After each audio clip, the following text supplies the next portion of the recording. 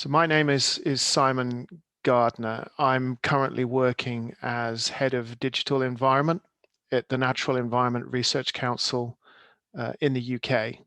Although during my time working with the BiodivERsA network, I've had a number of different roles and also worked within different environmental government organizations within the UK as well. My first interaction with BiodivERsA was as part of a cohort of FP6 funded ERANETs, which was launched in 2005. I was also an ERANET coordinator at that time and spent a number of meetings talking with other coordinators of ERANETs in an effort to share best practice during the 4-year initial lifetimes of these particular networks. I think the first BiodivERsA network I can recall attending was potentially in 2009 in Lisbon, and this followed the very first joint call, which was focused on biodiversity and linking scientific advancement to policy and practice. So it was a project leaders workshop. And the objectives of the workshop were not only to introduce the 12 selected projects which were being funded, but also to encourage networking between these projects and the exchange of information on how to address policy relevance and the engagement of stakeholders. This was a major objective of the call, and really it brought home to me the fact that the BiodivERsA brand, where there is a strong emphasis on building a robust science policy interface, has always been there, right from the start of the network. Over the last 10 years, I've engaged with BiodivERsA in a number of different roles, from being a panel member of the Policy Management Committee to chairing this committee and also being a vice chair of various research calls. And there have been numerous calls from 2008 up to the present day, almost on an annual basis. So calls covering biodiversity and ecosystem services, looking at invasive species and biological invasions, the interrelationship between biodiversity and climate change, and also looking at the conservation and restoration of degraded ecosystems. And throughout this period, the network secretariat have provided excellent support throughout many robust and sometimes challenging discussions on, for example, the prioritization of evaluation proposals and the merits of one proposal against another, particularly when one is particularly strong from a scientific perspective and another from a policy or societal perspective. And the key thing about the BiodivERsA network has been that you really need to be excellent at both in order to receive funding. And that can sometimes be a very difficult balance to achieve. And it has meant that there has been a huge emphasis on working proactively with the community in order to shape their expectations of particular calls and ensure they have the required skills in order to develop strong proposals. And BiodivERsA has always been prepared to innovate and experiment with the process of managing these transnational research calls in order to drive impact and achieve positive outcomes. So there's a continual process of taking lessons learned from calls and applying them going forwards. This has included refining criteria for policy relevance and societal impact, assessing the added value that each call provides to European and national initiatives, and also building and extending the BiodivERsA network itself, both across countries and individual organizations, but also horizontally.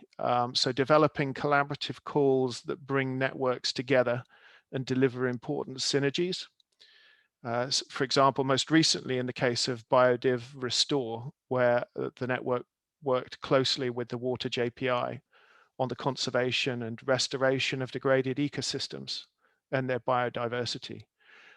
And part of this commitment is illustrated by a series of guides and handbooks that have been produced over the years, which have immense value above and beyond the network, because they really are examples of best practice. So these include the guide on policy relevance of research, so trying to improve the community understanding of BiodivERsA's approach to promoting and evaluating policy relevance in research proposals, and highlighting the need to state, identify, engage with, and value policy stakeholders and the policy implications of the research being undertaken. And I think crucially, one of the best elements of this particular guide was that it provided case studies, both good and bad, for scientists in order to steer the development of their proposals. The Stakeholder Engagement Handbook is another fantastic example of the work the network has undertaken.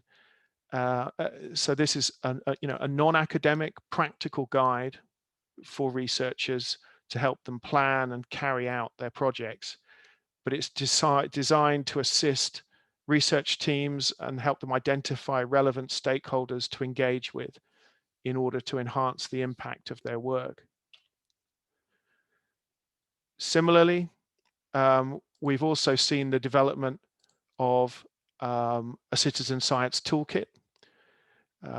So this has provided access to a list of the most relevant publications and useful tools for citizen science. It includes examples of citizen science projects and testimonies from different researchers, and also describes how to overcome the most common perceived challenges. And then finally, following on from the data management workshop, which was held in Helsinki in May 2019, is a best practice guide on data management. And the objective is really to guide project teams funded through joint calls through the writing and development of their data management plans, with a focus on making their data and publications as open as possible. So there's a wealth of material that has been produced by the network over the last decade to really take the community on a journey and build its level of capability in order to deliver outcomes that will be really impactful and high profile. And I think they've been tremendously successful in doing that. I certainly can't think of another network that has been as proactive as BiodivERsA in that area. As a former ERANET coordinator myself, I know that the road towards becoming a permanent fixture in the funding landscape is a really difficult and challenging one. And it's a huge testament to BiodivERsA that they're still not only here, but they've gone from strength to strength. BiodivERsA Plus, which is the new co-funded biodiversity partnership, jointly developed by BiodivERsA and the European Commission, has now formally started and will play a key role in the European biodiversity strategy for 2030, building that bridge between science, policy, and practice. BiodivERsA Plus brings together 75 research programmers and funders and environmental policy actors from 37 European and associated countries to work on a series of key objectives. And it's clear from this the network has come a long way. I feel privileged to have taken part in that journey, and I have high hopes for its further success in the future. Thank you.